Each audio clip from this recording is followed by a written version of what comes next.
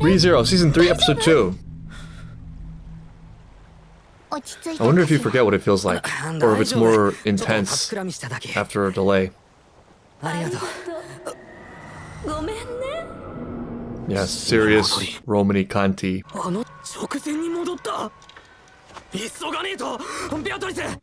Okay, I know there's no time to think, but you can still talk about what happened. You just can't say why. Yeah. Or just like, can you watch me from a distance and plug your ears? You don't gotta do it all by yourself. I also was thinking, and I'm probably missing something here, but like, could we not ask our good friend Roswell to inform the rest of the group? Because he doesn't have the same limitations.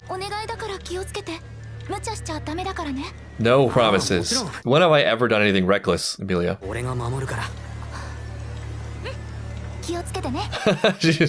She's sold. Totally sold. Yay.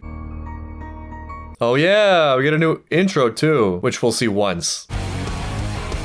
Okay, interesting. Yeah, we're gonna have a much bigger cast this season, aren't we? I wonder what Garf and Otto are gonna do this arc. Garf finding his mother, Otto drinking, Subaru rapping, Rem not existing. Yeah, I can't wait to see more of the archbishops. Oh yeah, we're fine. Nothing really bad can happen in this arc because Reinhardt is here. They're probably gonna find some way to nerf him. Reinhardt in some ways is the Gojo of the story, maybe just a little bit nicer, in that like you can't really feel too alarmed by what's going on or in too much danger if they're around. But that also creates a very interesting possibility for things to go horribly, horribly wrong and have the rug pulled out from under your feet. That's pretty damn cool.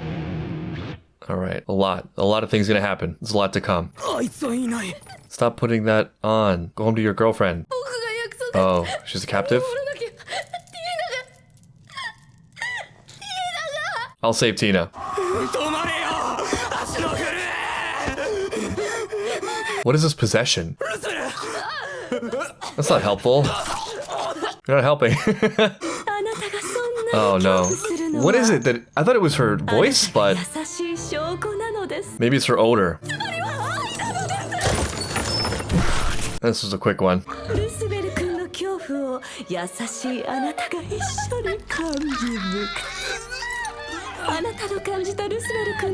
Okay, it connects their feelings. He felt that eye lick, unfortunately. What is happening? He wet himself again. In all timelines, he wets himself.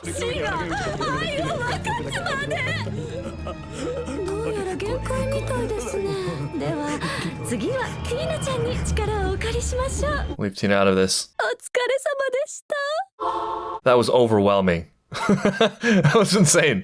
I need to watch that a couple dozen more times. My first thoughts watching this insane sequence: one, it's so confusing but so important to figure out what the trigger is for this, and two, there's some hope maybe that it's not actually any kind of physical control, it's just extreme fear, which like there's something workable there maybe, because that's actually something Subaru can build on and work with even if he dies. If it is just like the heightening of a certain emotion and he keeps getting exposed to the same emotion, just maybe that repeated exposure will create a sort of numbness to it which will nullify it. Not unlike I think what we saw in the Greed What If arc. Fear would be a very interesting thing for this show to explore. Up until this point, that's been one of Subaru's greatest gifts. Like, he struggles with all sorts of emotional issues, but the dude has been extremely brave. He rarely gets paralyzed from fear into inaction. I will say props to Subaru for not throwing up on Lubel. Lubel did not need that in that moment. Subaru's inner monologue is really interesting because he's observing how gripped with fear he is. I mean, he's so possessed by it. He's like, fear is the root of everything. It's fear all the way down. Kingdom Hearts is fear. And then for a very brief moment, he wonders if he can't think his way out of this state of fear. But of course he can't because of the compromised state he's in. It's just almost impossible to try to think yourself out of a situation in which your thinking is compromised by the emotion. It's very visceral and feels real in a way that's hard to fully describe. But like, I know those absolute states where you just can't see anything else, and it really feels like that's all there is, and that is just what comprises the sum totality of life. On that note, it can be really interesting sometimes to observe how your perspective and feelings about your circumstances change based on really minor things. It's like how one day you're taking stock in your life and just everything looks gray. And then, for example, you have a great night's sleep and you wake up and things look not so bad, maybe even pretty good. And it was just overnight, right? Like you haven't changed anything, nothing's been fixed, but just the emotional basis that you have for yourself for the analysis in that moment, it just looks completely different. Even more striking than that, I've had moments where I was just really upset about something, and then just like one thing happened in a second, like maybe I got a piece of good news, and then suddenly everything I was hyper fixating on that seemed like a life or death issue became trivial or even laughable. I think there's a really nice lesson in there, which is not to take too much stock in your own feelings moment to moment. They're just feelings. They feel like reality, but sometimes they are, but often they're not. But this does make me optimistic that, again, it's not some kind of controlling magic in a way that would be a death sentence, but there's actually something workable here through self-management. It's interesting that she's framing this in the dichotomy of fear and love. This again reminds me of the Donnie Darko thing with the teacher who's like trying to force Donnie into thinking that way. You can't put everything into a spectrum of just fear and love. Well, if you don't do it, you get an F. It seems like the actual mechanisms behind this that it's playing off of are mirror neurons, where we have a really interesting function where if we see a distinct emotion, we naturally and automatically produce the same emotion we're witnessing to some degree. Like seeing someone else crying makes you more likely to cry. It's a weird sort of real life psychicness. With that, there are a couple of things you might try in this situation. One is not focusing on the kid, but focusing on her. Maybe just focusing on something else entirely. Practicing acting through fear, because that is a skill. And not that Tsubara has time to sit down and meditate, but trying to facilitate and keep in mind the process behind meditation, which really is something like creating as big of a buffer as you can between the thoughts and emotions that are emerging and the control center you have from which you decide to make action. There's also possibly stuff in here about mass hysteria. I mean, there's a lot that can be done with this. It's really interesting.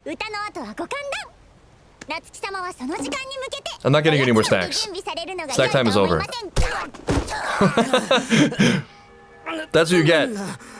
That's what you get for making me get snacks for you. No more snacks. Ask for snacks again, see what happens. Oh, this is such a tight time loop. Oh, you know what actually would be great for this? I mean, Reinhardt is too easy. That's no fun. I was thinking Priscilla. Thinking about the emotional volatility of the characters in their particular ways. Emilia is a no. Garf, no. The guy can't handle his emotions without the Archbishop of Wrath. Otto's out. He's naturally terrified. Liliana actually might be great because she's kind of a psychopath. She doesn't care. She'll just rap and sing over Lubel and Tina's deaths, asking Lubel's corpse for snacks. But Priscilla, I don't know. There's something about her. There's sort of a defiance and a selfishness. I also like that he skipped over Garf in that flashback and went straight to Reinhardt. Garf was never a contender.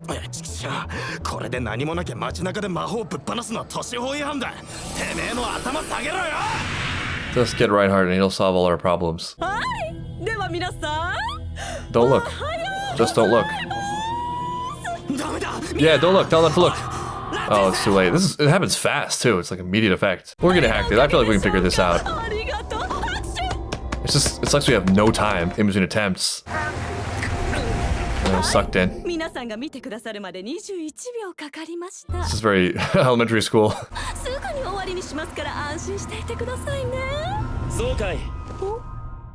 Oh. I'm really curious. You do? Okay, that's good. Oh, you just snapped? We're out of that. With a shoulder pat, the ultimate superpower. Oh, you messed up, lady. You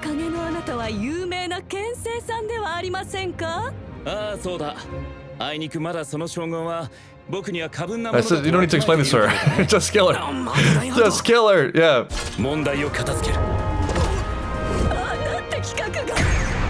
She seems awfully calm. Stop playing with her. No need. Is she really that strong? I don't think so. He's probably trying to do this nicely. He's doing this with his hands. Wow, he just karate chopped that whole chain.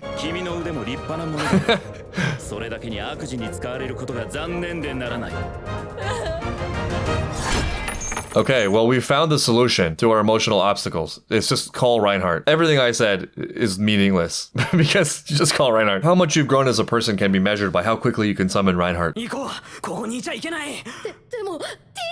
Forget Tina!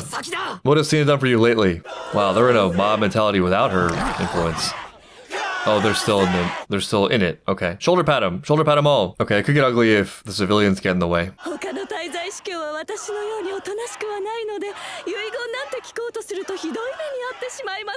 Wonder if that's foreshadowing. Uh-oh.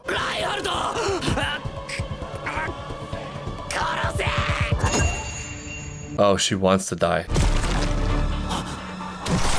Well, that means everyone else dies. She's the sacrifice in this. Oh, this is a terrible line for Reinhardt. Right. That perfectly lines with the first iteration. A crazy thing about that is that she likely doesn't know about Return by Death. So she's just like, yeah, whatever, let's ride. At this point in the strategy, do you give up on the Reinhardt thing? I mean, it's a pretty good reason why he can't be used, but like, I don't know. Just get him to kill her faster. But I don't know. Maybe it doesn't even require time. Seems like she just has total control over this whole thing. Oh, I gotta hear the snack thing every time. Get headbutted. This is tough. Yeah. And you have to go right back into it. There's no like 1 day, 2 day breather to have friendly chats with Otto and Co.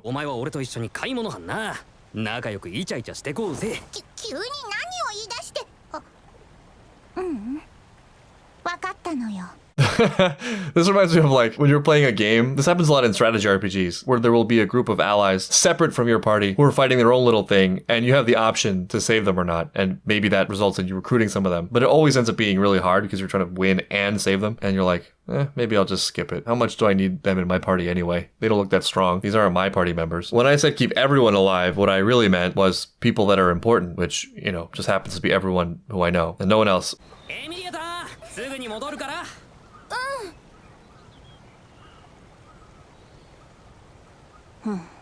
Try Priscilla. Try it once.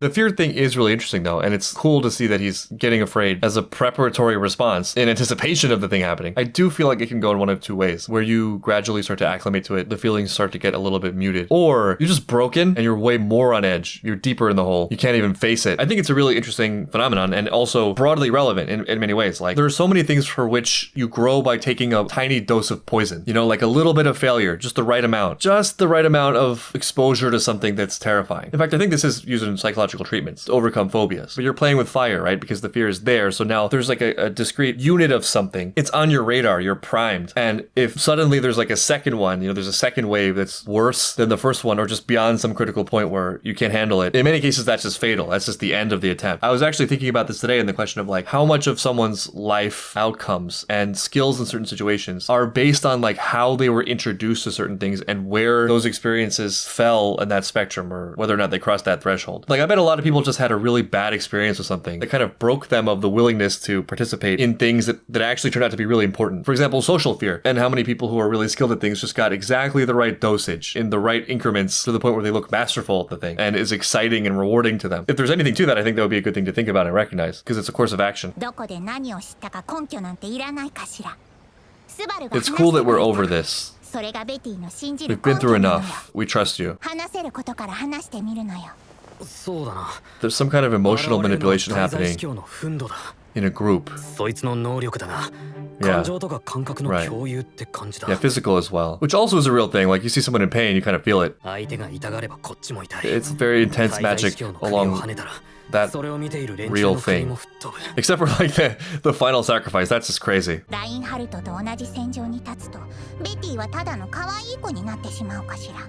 Correct. We would all be cute little girls standing on the battlefield with Reinhardt. Sure, yeah, that's insane. Reinhardt's coolness just breaks the fabric of reality. Interesting, it could be a protective shield.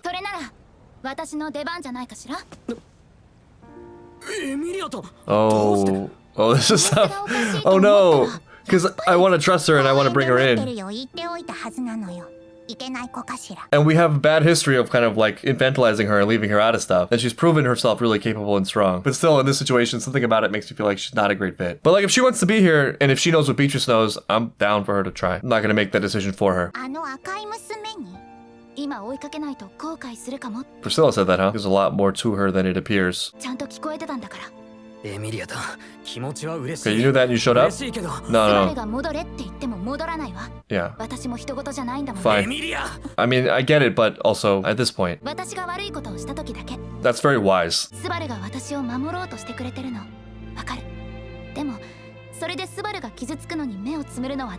Also very well said. Right, and that's fair. Watch Emilia be the one to crack all this. I feel bad for like rolling her out earlier. Oh, that's more like it. Just go, yeah, why wait? Why wait? No, absolutely. Don't let her speak. And you're not supposed to use magic in the kingdom. Wow, this is fast acting. That wasn't love? Where's the love? Oh. Oh, you too. Are you a kid of friends by any chance? There's a different side of Sirius Romanti Conti, a more serious side. She's really serious now. Yeah. Emilia has an effect on people, it seems.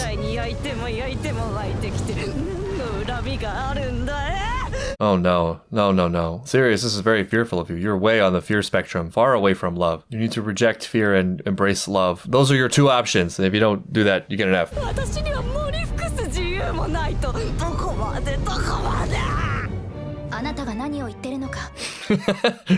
Yeah.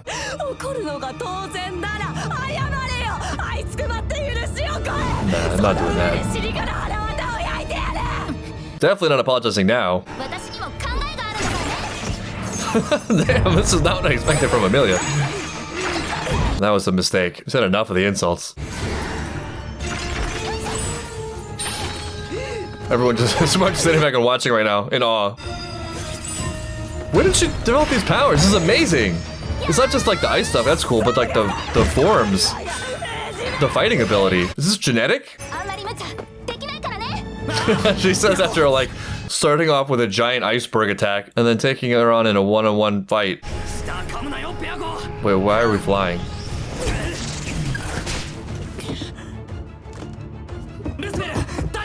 No, Luz was just looking for any dimension where he doesn't piss his pants. There it is, yeah, okay.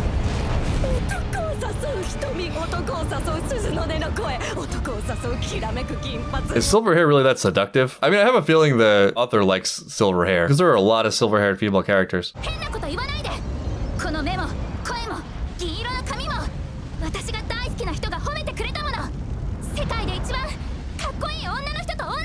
Wow. I'll show you wrath. I love how much this escalated just by bringing Emilia.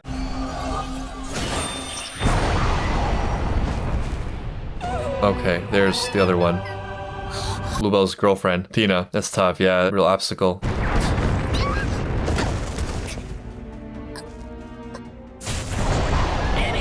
That didn't look good.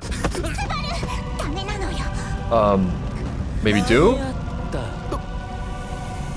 Okay. Well, no, that's the wrong one. That's not who we want. That's not good.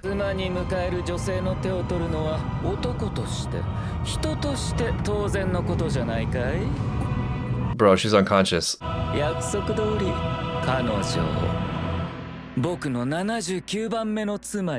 79? Don't you have enough?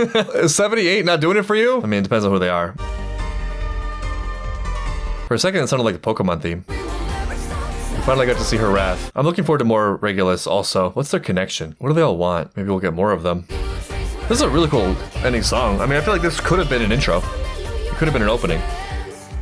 I was expecting him to slip.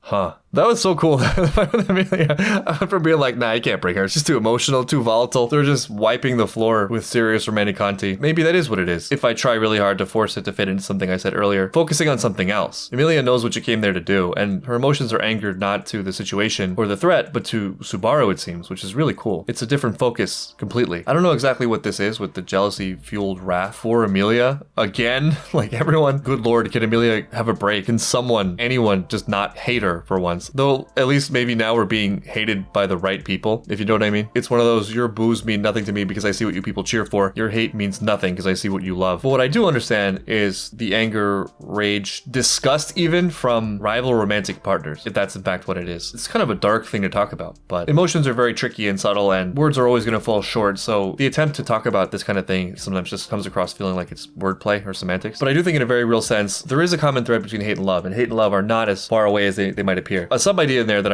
I like is the idea that hate is not the opposite of love, but indifference is. But I think there's another one that is kind of more troubling, and that's disgust. You can sometimes hate people you love, like you can hate your parents, for example, as many a teenager has discovered and said. You can hate your significant other in a particular heated moment. Disgust is something else. That's like you need to be eliminated. And again, dark thought, but I wonder if there isn't some kind of biological history where we have some connection to feelings of disgust for rival romantic or sexual partners because the desired outcome that maybe at one point in our animal history was evolutionarily beneficial was to just kill them, remove them from the equation. Speaking of animals, there's this idea that at least in, let's say, the part of the animal kingdom that's closest to humans, maybe mammals or whatever, things that aren't so far out there that it's kind of a different pattern that's not recognizable. There is something like an objective standard of cuteness, big eyes, soft features, where we can look at the infants in other animal species and say, oh, it's cute, even though like there's nothing really in there for our survival about animal cuteness. And you might think, well, maybe that very cuteness, that adorableness, evolved from and became such a fixture of life as a counter to something like that disgust that is likely what rival males feel when they come in and kill the cubs or whatever that they encounter so that they can be replaced with their offspring. That was a very particular, extremely intense form of hatred for Emilia. Like, it broke her. Maybe that's the emotion that can break Sirius Romanicanti.